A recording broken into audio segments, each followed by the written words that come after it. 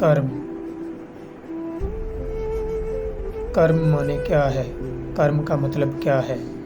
इस विषय पर कई लोग उलझन में हैं। वास्तव में कर्म किसे कहते हैं? मूल रूप से कर्म का मतलब है क्रिया। यह क्रिया चार प्रकार से होती है: शरीर की क्रिया, मन की क्रिया, भावना की क्रिया और ऊर्जा की क्रिया। ऊर्जा की क्रिया आपके निर्णय की प्रतीक्षा नहीं करती, यह हर क्षण चलती रहती है। दूसरे दृष्टिकोण से देखने पर कर्म जो है वह आपकी स्मृतियों का संचय है। आपकी शरीर की हर कोशिका में अद्भुत स्मरण शक्ति है। लाखों वर्षों की यादों को वो ढो रही है। आपकी त्वचा का रंग, आपके चेहरे का रूप, आकार, आपका कद, सब कुछ यादों का संचय ही है।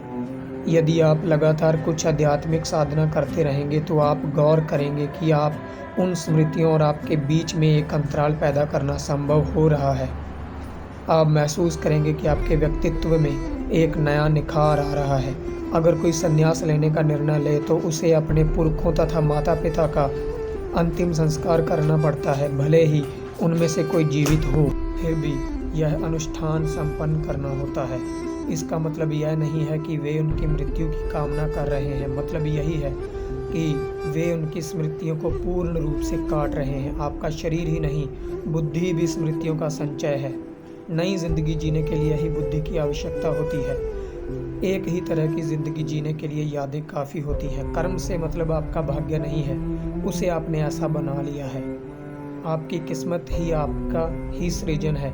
इस बात को समझ लें तो कर्म आपको फंसाने वाली चीज़ ना होकर आपको मुक्त करने वाली चीज़ के रूप में बदल जाएगा। निश्चित रूप से आपको इसे समझ लेना चाहिए। जब आपने इसे समझ लिया, यह मेरा ही कार्य है, ऐसी समझ आने के बाद आप जीवन के चक्र में नहीं फंसेंगे। फंस जाने का भय जब नहीं रहेगा, हर क्षण को 100% पूर्णता से काम में ले पाएंगे। आपका जीवन आपकी इच्छा अनुसार चलेगा। हर कार्य में पूर्ण रूप से लग जाने पर आप संपूर्ण जीवन के रूप में काम करेंगे। आपको अपने शरीर के साथ बांध कर रखने वाला कर्म ही है।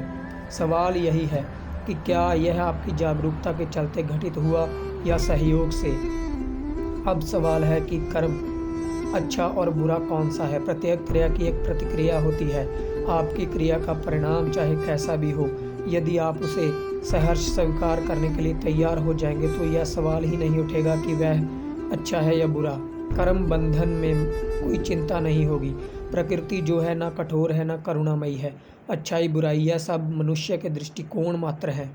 यह पर्वत अच्छा है या बुरा है, कोई भी चीज़ ना अनोखी है ना क्रूर है। जिंदगी में सब कुछ वैसा ही है।